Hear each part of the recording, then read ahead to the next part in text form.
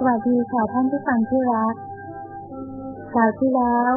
เราก็ได้รู้จักคุณของพระพุทธเจ้าท่านไปแล้ว2ประการนะคะคือ 1. ทรงเป็นนักสังเกตและนักคิด 2. ทรงเป็นผู้เสียสละที่ยิ่งใหญ่เรื่องราวก็มาจบลงตรงที่เจ้าชายสิทธัตถะท่านได้ทอดพระเนตรเห็นสมณะผู้สงบนั่งสำรวมอยู่ใต้ต้นไม้แล้วเกิดประทับพระทัยในภาพสมณะนั้นมากค่ะวันนี้เรามาติดตามพระพุทธคุณที่เหลืออีก7ประการกันต่อนะคะ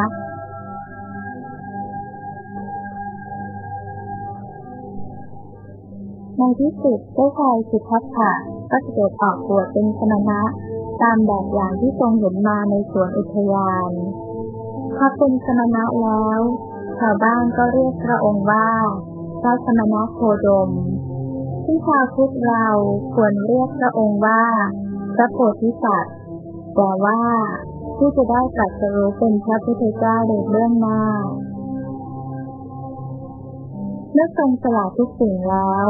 ก็เสด็จไปทรงศึกษาตามสำนักของศักดาเจ้าลัทธิหลายท่านที่เขาเล่าลือว่าเป็นผู้ถือกุญแจแห่งพระนิพพานไว้ในมือตามพุทธประวัติพระองค์ได้ไปศึกษากับดาบท2ท่านคืออาลาลดาบทและพุทธตดาบทตอนนี้เราจะเห็นว่าพระองค์ทรงเป็นนักศึกษาชั้นยอดจริงๆสามารถศึกษาจนเกินจบความรู้ของอาจารย์ไม่ใช่รู้เฉยๆยังปฏิบัติจนมีประสบการณ์ทางจิตแบบเดียวกับอาจารย์ด้วยในที่สุดพระองค์ก็เสด็จเข้าไปถามอาจารย์ว่าความรู้ความสามารถของอาจารย์หมดแค่นี้หรือมีอะไรอีกไหมอาจารย์ก็สารภาพออกมาว่าหมดแล้วสิเอ๋ยไม่มีอะไรเหลืออยู่เลยเป็นไงโยมสิทธิ์แบบนี้เคยเห็นบ้างไหมในปัจจุบันไม่เคยเห็นเลยค่ะครูปมตตอบมีแต่ประเภทที่พอจนสอบก็ร้องลั่นว่าพอแล้วคุณครูพอแล้วเท่านี้ก็จะไม่ไหวอยู่แล้วพระธุดงค์หัวเราะเบาๆและพูดต่อไปเมื่อศึกษาและปฏิบัติจนหมดภูมิของพระอาจารย์แล้วพระโพธิสัตว์ก็ทรงรู้ชัดว่ามันไม่ใช่ทางดับทุกข์มันควรจะเป็นทางลืมทุกข์มากกว่า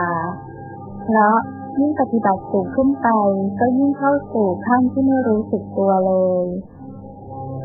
พอรู้สึกตัวความทุกข์ก็กลับคืนมาอย่างเดิมพระโพธิสัตว์จึงอำลาพระอาจารย์ออกเดินทางต่อไปยังมีหนทางอีกทางหนึ่งที่เขาเล่าลือกันว่าดับทุกข์ได้ชะงักนักหนทางนั้นก็คือ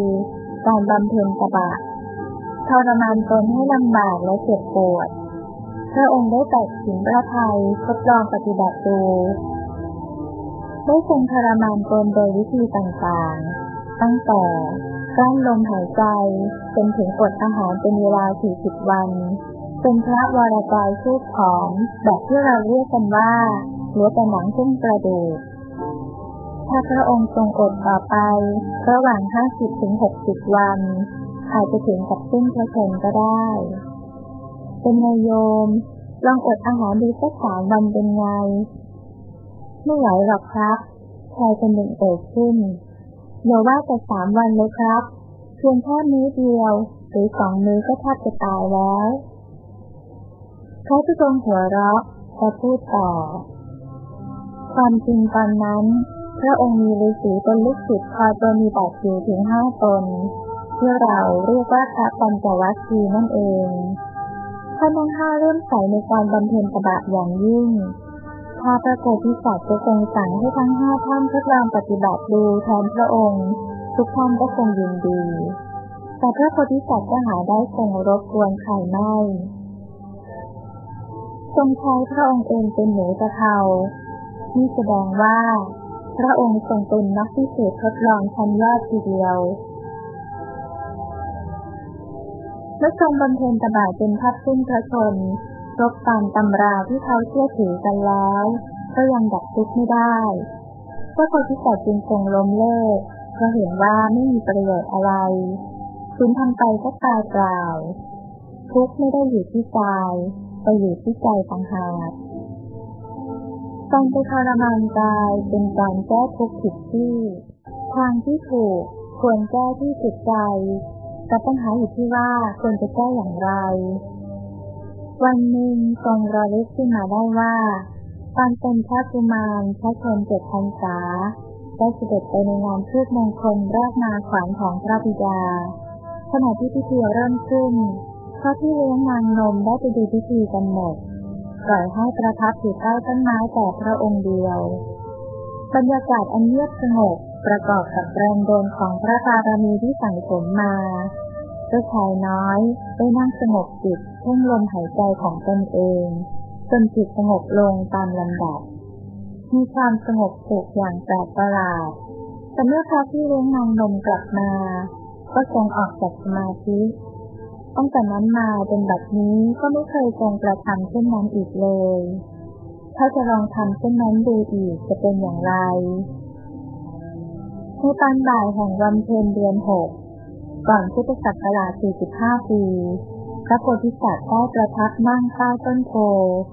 ขึ้นพระพักตร์สู่ทิศตะวันออกแล้วก็ทรงอธิษฐานพระทัยว่าจะตั้งใจปฏิบัติอย่างจริงจังจะไม่ยอมลุกจากที่ประทับจนกว่าจะได้บรรลุถึงนิโรธธรรมอันประเสริฐมิฉะนั้นก็จะยอมตายคาที่นั่งนั่นแหละ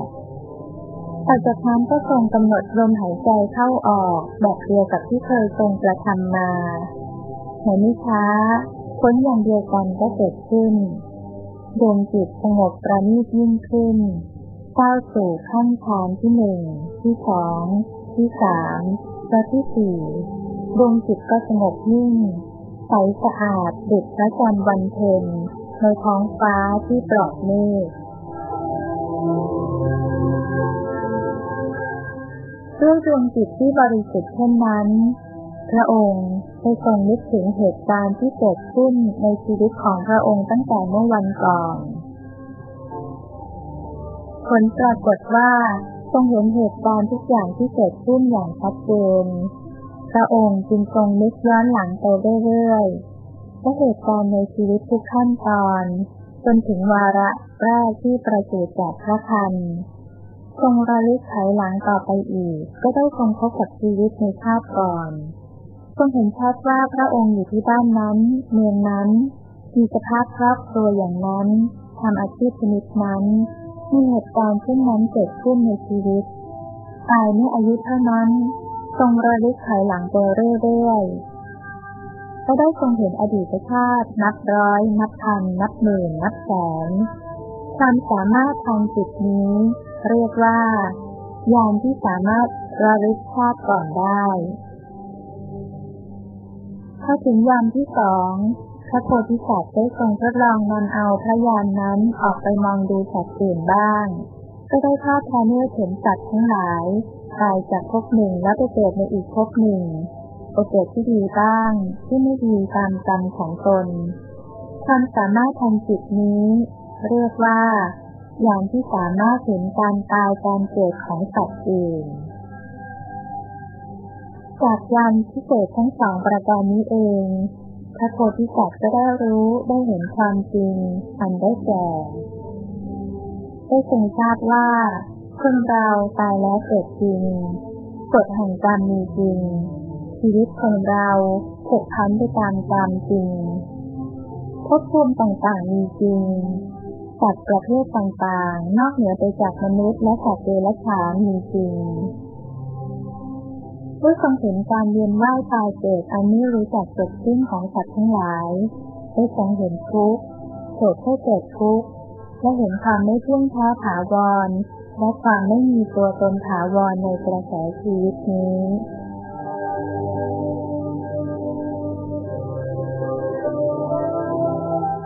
อาจกล่าวได้ว่าในยามที่ 2นี้ท่านได้ทรงเห็นสัจธรรมซึ่งเป็นหลักสำคัญของพระพุทธศาสนาทั้งนั้นในยามสุดท้ายของคืนนั้นเมื่อพระโพธิสัตว์ทรงเห็นทุกขังอนิจจังอนัตตาด้วยญาณแล้ว ก็ทรงเกิดความเบื่อหน่ายในกระแสชีวิตเมื่อเบื่อหน่ายก็ทรงคลายความยินดีผูกพันในกระแสชีวิตจิตของพระองค์ก็น้อมไปสู่อมตะธาตุคือพระนิพพานอันสงบประณีตพ้นจากอวิชชาความไม่รู้ตัณหาความอยากและอุปทานความยึดถือในสิ่งทั้งปวงได้ทรงกระทำจิตเกี่ยวกับอริยสัจสี่ครบถ้วนบริบูรณ์คือทุกข์ทรงรู้รอบแล้วสมุทัยทรงละได้แล้วนิโรธทรงกระทำให้แจ้งแล้วมรรคทรงกระทำให้เกิดมีแล้วพระโพธิสัตว์ก็ได้ตรัสรู้และกลายเป็นพระอรหันตสัมมาสัมพุทธเจ้า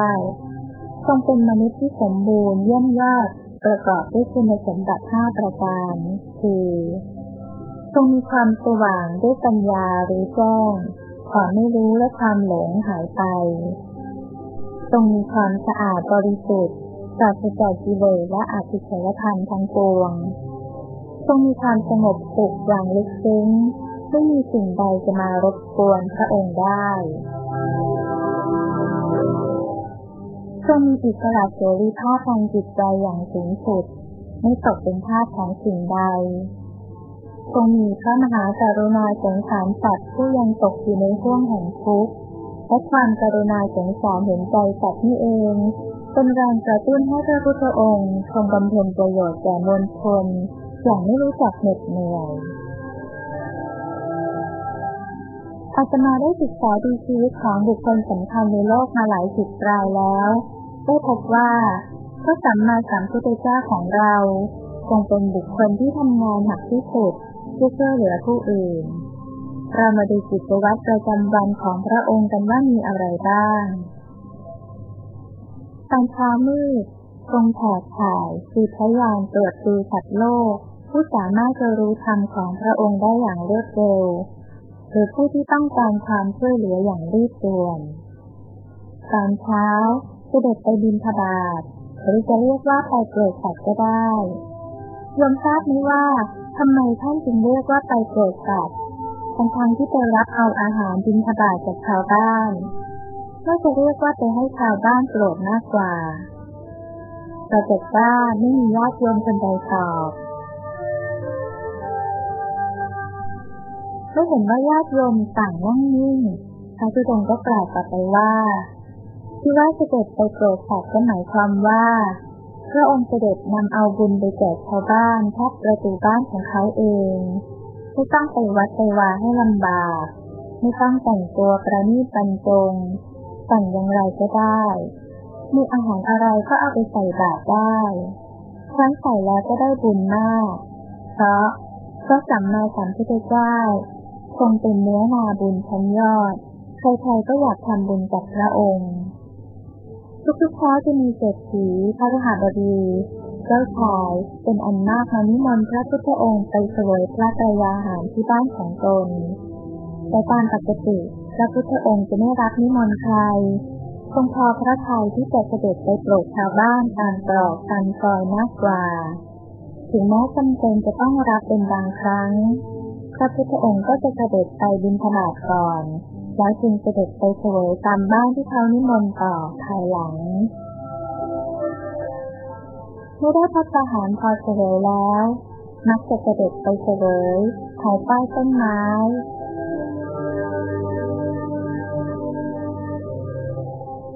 ริมบ่อน้ำบ้างสระน้ำที่นอกเมืองบ้างเสวยเสร็จแล้วก็เสด็จไปโปรดบุคคลที่พระองค์ทรงกำหนดหมายไว้แต่เช้ามืดบางทีก็เสด็จไปไกลๆบางทีก็ใกล้ๆคนที่เสด็จไปโปรดนั้นบางคนก็โปรดยากมากบางรายต้องต่อสู้กันด้วยความสามารถพิเศษก่อนเช่นองคุลิมานเป็นต้นกว่าจะได้กลับพระอารามก็เป็นเวลาประมาณเที่ยงวันที่พระอารามแทนที่จะได้ทรงพักผ่อนต้องทรงต้อนรับสนทนาตอบปัญหาและทรงแนะแนวทางการปฏิบัติแก่แขกประเภทต่างๆที่เดินทางมาเฝ้าจากแดนใกล้แดนไกลพระบาทแก่จึงได้มีโอกาสทรงพักผ่อนพระอิริยาบถบ้าง เรียกกันว่าทรงหลีกเร้นในตอนกลางวันพอตกเย็น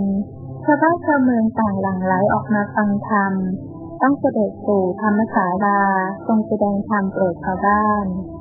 ต่อจากนั้นทรงสงสนานพระวรกายพอถึงตอนค่ำพระสงฆ์ประชุมกัน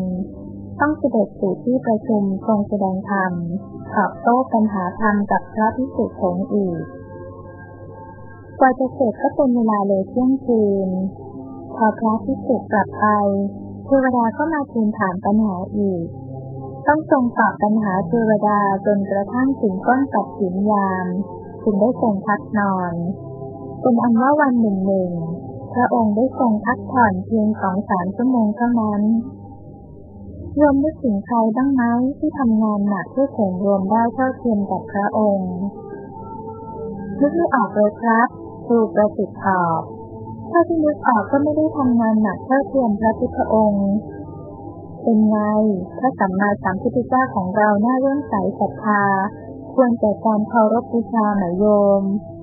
พูดพลางชี้มือไปทางโยมคนหนึ่งน่าเลื่อมใสจริงๆครับผมไม่เคยรู้คุณสมบัติเหล่านี้ของพระพุทธองค์มาก่อนเลยเท่านั้นยังไม่พอนะโยมยังมีอีกพระสัมมาสัมพุทธเจ้าของเรานั้นทรงเป็นครูชั้นยอดยังไงครูโดยทั่วไปนั้นสอนให้คนเก็บความรู้ได้แค่ขั้นความจำหรือสัญญาและขั้นความเห็นคือทิฏฐิแต่พระสัมมาสัมพุทธเจ้าทรงสอนให้คนเก็บความรู้ได้จนถึงขั้นที่เรียกว่าความรู้แจ้งครูทั่วไปสอนให้คนละกิเลสไม่ได้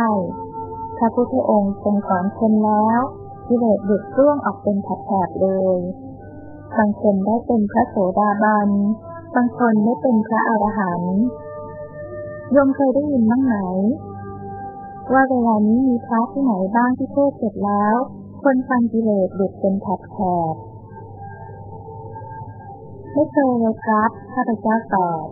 ได้ยินแต่ที่เทศแล้วคนฟังเกิดกิเลสมากขึ้นเท่านั้นครูทั่วไปสอนได้แค่มนุษย์แต่พระพุทธองค์สอนได้ทั้งมนุษย์ทั้งเทวดาพระองค์ทรงมีอุบายวิธีสอนคนแปลกๆบางรายทรงบรรยายยาวๆบางรายทรงบรรยายสั้นๆบางรายทรงสนทนาโต้ตอบบางรายไม่ทรงสอนอะไรเลยแต่ทรงมอบงานบางอย่างให้เขาทำและเกิดการเรียนรู้ด้วยตนเองตัวอย่างทฤษฎีการศึกษาสมัยใหม่ที่ฝรั่งเขาเรียกกันว่า learning by doing นั่นแหละโยมเราไปเรียนมาจากฝรั่งตื่นเต้นกันใหญ่หารู้ไหมว่าพระพุทธองค์ทรงใช้มาก่อนแล้วกว่า25 ศตวรรษน่าอัศจรรย์ไหมโยมค่ะน่าอัศจรรย์มากครูควรพจาตอบนอกจากนี้พระสัมมาสัมพุทธเจ้าของเรายังทรงเป็นนักบริหารชั้นยอดอีกด้วยทรงเป็นพระศาสดาองค์แรกที่ทรงจัดตั้งองค์การพระสงฆ์ที่มีระเบียบวินัยขึ้นในอินเดีย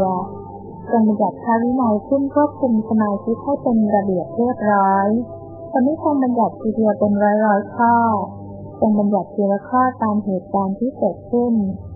ทรงแก้ไขเปลี่ยนแปลงระเบียบวินัยให้เหมาะสมเป็นครั้งคราวทรงใช้วิธีประชาธิปไตยในการบริหาร